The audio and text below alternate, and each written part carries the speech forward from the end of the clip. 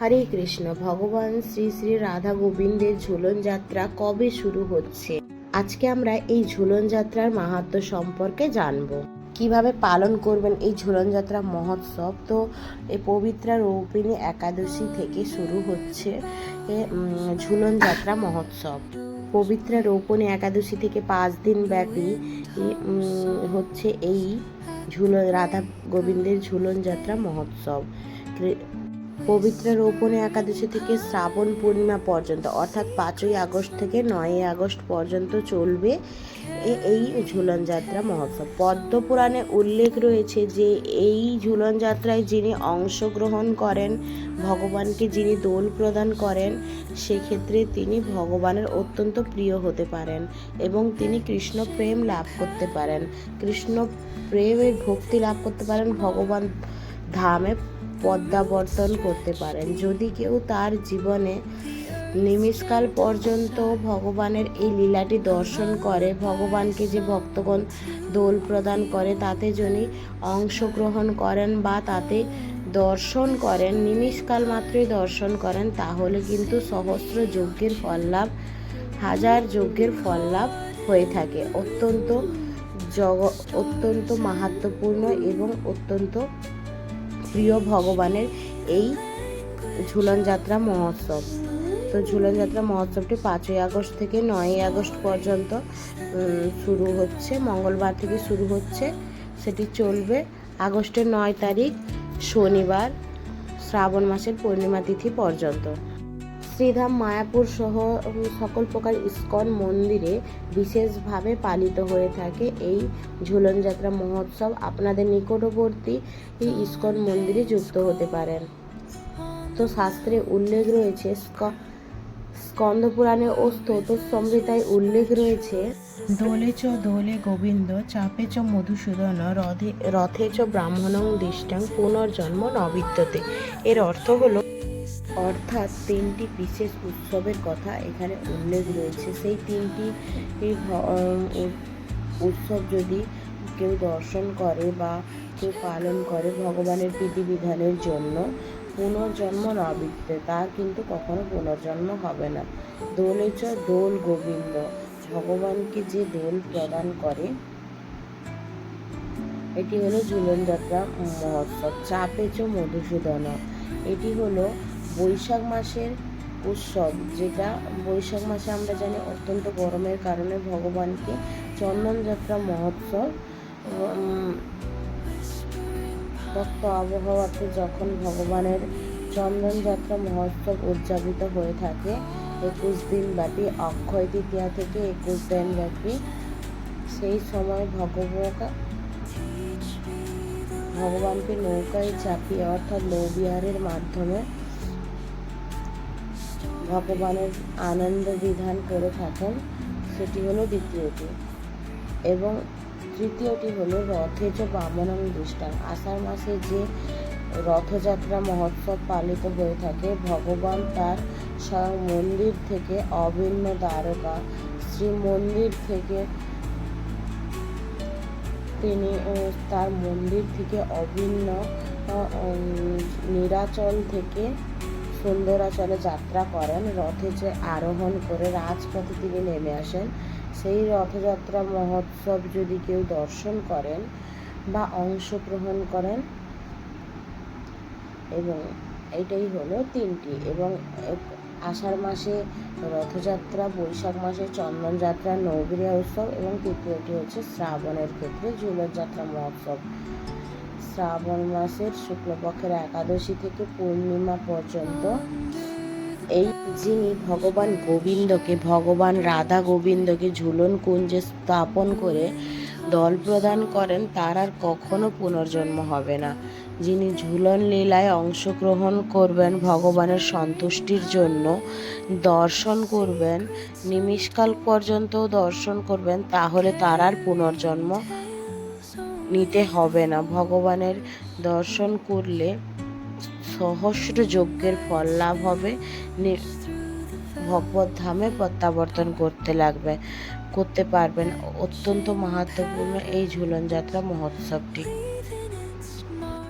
তো দ্বাপর যুগের বাল্যলীলায় কিন্তু মা যশোদা ভগবান শ্রীকৃষ্ণকে গোপালকে দোল দিতেন এবং ভগবানের কৈশোর লীলায় ভগবানের মিত্রগণ সখাগণের সাথে যখন খেলা করতেন, যখন জয়ী হতেন, তখনও সখারাও কিন্তু এই ঝুলন লীলা করতেন। সখাগণ ভগবানকে দোল দিতেন, দোল প্রদান করতেন। ভগবানকে সকল গোপিকাগণও কিন্তু ভগবানকে বিশেষভাবে কুঞ্জ সাজিয়ে এই দোল প্রদান করতেন। বিশেষ করে এই শ্রাবণ মাসে তারা শ্রীমতী রাধা ঠাকুরানী এবং শ্রীকৃষ্ণকে সুন্দর করে কুঞ্জ নির্মাণ করে সেখানে তারা দোলনায় তারা ভগবানকে বসিয়ে দোল প্রদান করতেন।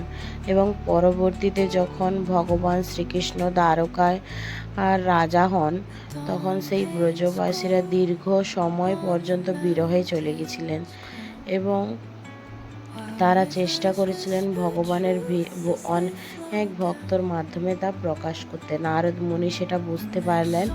যখন ভগবান শ্রীকৃষ্ণ তার মিত্রদের নিয়ে সূর্যগ্রহণের সময় কুরুক্ষেত্রে এলেন স্নান করার জন্য, সেই সংবাদটি নারদ মুনি কিন্তু গোপিকাদের প্রদান করেছিলেন।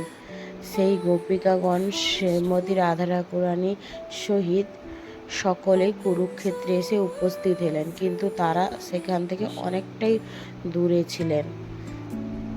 নারদগণ এবং গোপিকাগণের মাধ্যমে নারদ মুনির দ্বারা সংবাদ পেলেন, শুধুমাত্র ভগবানের নয়ন ভরে দর্শন করতে চেয়েছিলেন ব্রজবাসীরা।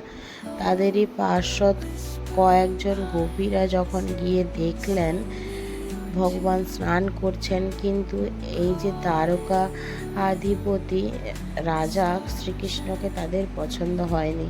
তাদের সেই ব্রজ রসিক মাধুর্য রসের কৃষ্ণকে তারা দেখতে পায়নি। তাই তারা সেখান থেকে ফিরে গিয়ে শ্রীমতী রাধারানীকে বললেন যে এ আমাদের কৃষ্ণ নয়, আমরা এই কৃষ্ণকে দেখতে চাই না, চলো আমরা ফিরে যাই। যখন তারা ফিরে যাচ্ছিলেন, কৃষ্ণ তো অন্তর্যামী, তারা নারদ মুনিকে আবার প্রেরণ করলেন যে তাদেরকে গিয়ে বোঝাও, থাকতে বলো, আমি এসে তাদের দর্শন প্রদান করব।